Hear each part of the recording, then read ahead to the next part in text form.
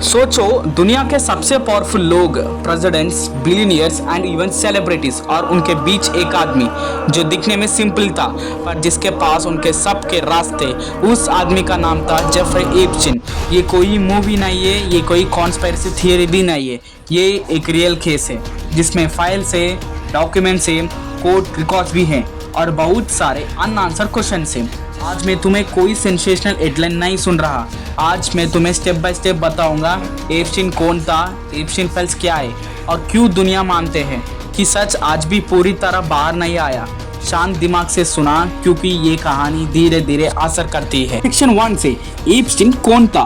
Power का पहला circle. Jeffrey Epstein एक स्कूल टीचर के रूप में शुरू होता है। हाँ, वो स्कूल टीचर, वो भी 1970 में।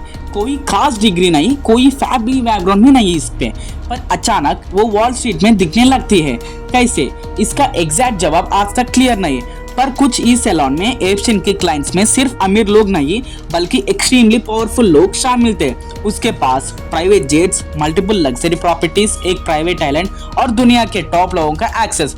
लोग पूछते रहे ये आदमी करता क्या है, पर एप्स्टीन कभी क्लियरली एक्सप्लेन नहीं करता और यही से शुरू होता है असली रेड फ्लैग। तो हम लोग शुरू करते हैं सेक्शन 2, क्राइम केसेस और एप्स्टीन फाइल्स। 2000 के अर्ली में एप्स्टीन पर सीरियस क्रिमिनल एलिगेशंस आने लगते हैं। इंपॉर्टेंट बात यह है कि एलिगेशंस कोर्ट रिकॉर्ड्स और विक्टिम टेस्टिमोनीज पर बेस्ड हैं। हाँ, कुछ यंग गर्ल्स ने कहा कि उनके एप्स्टीन के घर बुलाया गया जहां उनके साथ इलीगल एक्ट्स हुए। 2008 में एप्स्टीन को अरेस्ट किया जाता है, पर यहाँ होता है सबसे शॉकिंग पार्ट। एप्स्टीन को एक्सट्रीमली lenient डील मिलते हैं, सिर्फ कुछ महीने जेल, और वो भी स्पेशल कंडीशन के साथ। पब्लिक पूछते नॉर्मल लोगों को इतनी आसानी से छोड़ देते क्या? यहाँ से टर्म पॉपुलर होता है एप्स्टीन फाइल्स। एप्स्टीन फाइल्स का मतलब court documents, flight logs, contact books, emails और टेस्टिमोनीज। इन फाइल्स में सिर्फ एप्स्टीन का नहीं बल्कि डजन्स ऑफ पावरफुल लोगों का रेफरेंस मिलती है।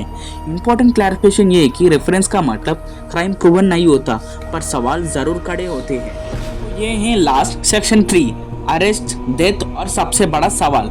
2019 में एप्स्टीन दूसरा बार अरेस्ट होता है। इस बार चार्जेस ज्यादा सीरियस होती है, मीडिया प्रेशर भी ज्यादा होते हैं। लोग एक्सपेक्ट करते हैं अब सच बाहर आएगा, पर जेल में कुछ ही दिन बाद एप्स्टीन डेड पाया जाता है। ऑफिशियल स्टेटमेंट देते हैं सुसाइड, पर प्रॉब्लम्स यही शुरू होते हैं। जेल कैमरास काम नहीं कर रहे थे, गार्ड्स ने प्रोटोकॉल नहीं किया, हाई प्रोफाइल प्रिजनर्स के लिए सेफ्टी लैप्सेस। इसलिए दुनिया पूछते एप्स्टीन मर गया या एप्स्टीन को छुपा कर दिया। आज तक कोई फाइनल आंसर नहीं। एप्स्टीन के मरने के बाद भी एप्स्टीन फाइल्स धीरे धीरे रिलीज हो रही हैं। कुछ नाम ही पब्लिक हुए, कुछ डॉक्यूमेंट सील्ड है, कुछ रिडैक्टेड है, और इसलिए ये केस आज भी जिंदा है। एप्स्टीन फाइल्स हमें एक चीज सिखाती हैं, सच हमेशा ब्लैक और व्हाइट नहीं होता। कुछ चीजें कोर्ट में प्रूव होती हैं, कुछ चीजें सिर्फ सवाल बनकर रह जाते हैं।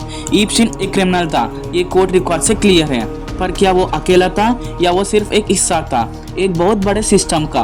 ये सवाल आज भी जिंदा है और शायद इसलिए एप्स्टीन फाइल्स आज भी दुनिया को डिस्टर्ब करती हैं।